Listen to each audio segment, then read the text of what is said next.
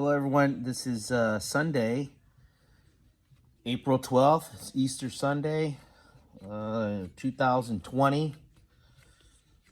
We're almost like a month, pretty much a month into the quarantine, stay at home, lockdown, whatever you want to call it. I think now all the states are finally closed down. We're here in California, Northern California, Concord, California. I'm locked in here. Come down here for a little bit. Make sure everything's clean. I don't. There are some people coming by appointment, but we wear gloves. We wear masks. I bring the stuff outside. I sterilize it before I give it to them. People are buying clay and some underglazes and tools, that kind of thing. Rented a few wheels to members and a couple students. Only if people ask. I'm not advertising it because then I have to get them all back. So, anyways, was doing an Instagram last night. Somebody mentioned in the comments about doing a low bowl. It's like a serving bowl. And I'll make a YouTube video today about it. So this is 3 pounds of clay.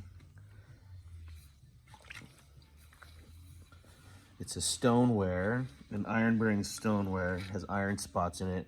Wherever you're at in the country or in the world, this is, I don't get paid by them at all. But this is a Laguna clay.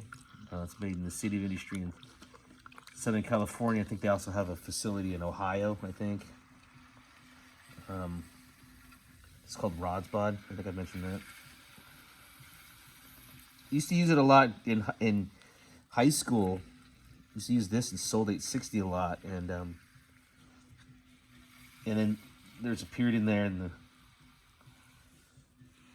early 90s, mid 90s. I just wanted everything shiny and smooth white clays, and so I just kind of got away from using stonewares that much. But now I really like the iron spots that's in this clay, and also this clay when you reduction cool it has a really nice, almost mahogany color to it. That toastiness kind of gets almost like a purpley hue to it that has the iron spots are really prevalent. They go black. And so it's nice. And it throws really nice too. So little plug for Rodsbod Laguna Clay. I don't get paid by them, but if they want to pay me, they want to give me a better deal on clay, I'll accept that. So bowl, I'm gonna trim this. So this needs to have a floor, a decent floor. That to me is a little on the thin side. That's roughly, to this line right here. That one, it's 1 inch. Actually, to that line right there, it's 1 inch. So right now that's about a 1/2 inch. I'd like it a little more than that because I like a nice deep foot on it. So I could put a little bit more clay back down. I'll just not open anymore. I'm gonna open a little bit above where I was, so I make sure that I maintain the thickness. Because I like a deep foot on the bowl. I see it a lot, like, here in the studio. It's a public studio. A lot of people make bowls, and then they make bowls, but they don't trim very much out. And then they make cylinders, and then leave them extremely thick and don't trim enough off. And so it's like, got to switch that up. So, anyways, just people don't mention that. I don't know why that often. Okay, just compressing this and making sure that the bottom right here is lower than it is right here in the side. So with this low shallow bowl, I'm going to determine the width of the base first. So it's going to be out a little bit more, but not too much, because then it becomes then it's a plate. This isn't.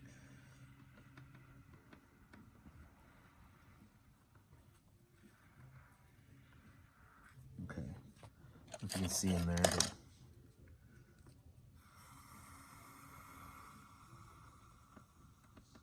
the reason why you want to leave more clay down here too, because this process I'm actually removing some clay so the bottom will get thicker, thinner.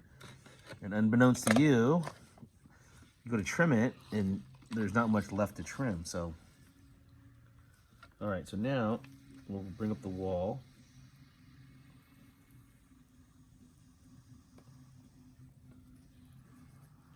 It's a bowl and it's gonna get wider, so I really want this rim to have some substance there. I like a bowl that's a little on the heavier side. Just feels more solid. Obviously, it's a visual thing, personal preference. One isn't better than the other. I think if you're gonna throw something thick, make it thick all over and have intention so it doesn't look like an accident.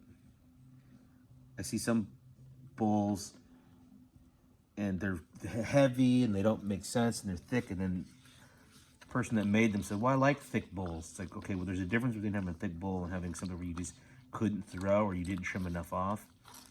So I think, you're watching this, it's for improvement. So if I seem ultra critical, it's because the only way to improve is to really assess your work and how you're throwing and what you're throwing. And, you really have to break down the process, and that's the only way to get better. Doesn't mean analyze the crap out of everything and everything's not good or bad, but you have to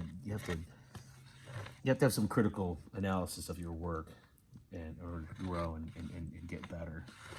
So now I'm pretty much done with this, and I'm gonna take a little off the side right here so the wire can get underneath there. Now this is not on a bat. I was gonna add a bat, but I don't want to, because I think I can get this off the wheel without it. Plus, after this video, I don't have to take it off the wheel. Just leave it here and let it dry, or I'll hit it really quick, lightly with a torch. So I use this rib, and I'm just gonna start right at the top, and I'll push that out, and then go down into the bowl. Now, some people go in and come up, but sometimes that's dangerous. It doesn't really matter. You could, however you get there. There's so many different ways people do it, and however you get it, however you get it. But this way, if you're learning, you can control the diameter of the opening, and then go down into the bowl. A lot of times people push out too much down here, and the bowl just flops over the feet or foot or base. And this one we want to maintain somewhat of a slightly flat floor.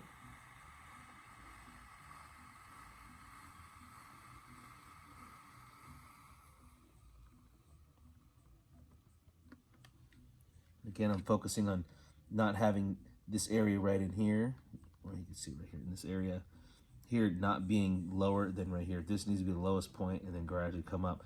If you can make a nice transition from the floor to the wall up to the rim, if you can do that and with confidence, then you can make any kind of bowl you want. But I think a lot of people don't try this to get better at that first, then you can do the other stuff. It's harder to do, make this if you haven't been doing this in a while. This is just fundamental throwing. Because if you have a dramatic transition from here to here, it's distracting. It looks weird. If you don't care, it doesn't matter to you, then don't listen to me. But I think there's something about the transition when it's just a nice gradual curve and it goes right to the middle, especially when you're using a spoon, just visually and just how you use it looks really pleasing. So that's pretty much the wide bowl. So I don't want to go any wider than that, but what I will do is I'll bend this up a tiny bit and really give it more of a, just so this rim, the top of this rim is more visual when you look down on it, because it's about what you're putting inside of it. So for example, this rim, if I push it out like that, you could still use a serving bowl, but it's just a different look, okay? This one, if I'm thinking you're scooping things out of it and has a little bit of a closed look to it, different bowl. I was making a bunch like this for a while. They were like a little smaller, but they're dipping ones where this came back in like that. So the spoon hits right here, the food will fall back into it. So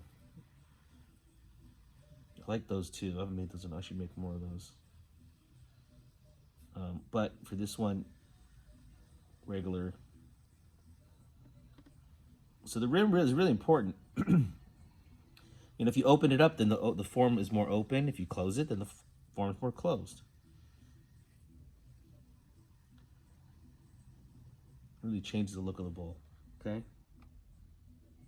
Low, shallow bowl. A version of one. It's all about the food being displayed on the inside. Forgive the jiggling of the camera, but there's the inside. Spin it. Okay. The bottom. Looks like that. Side profile. Okay. Happy Easter. Thanks for watching. And we'll catch up with you guys later. And my hair's long because I haven't cut it in over a month. All right, bye.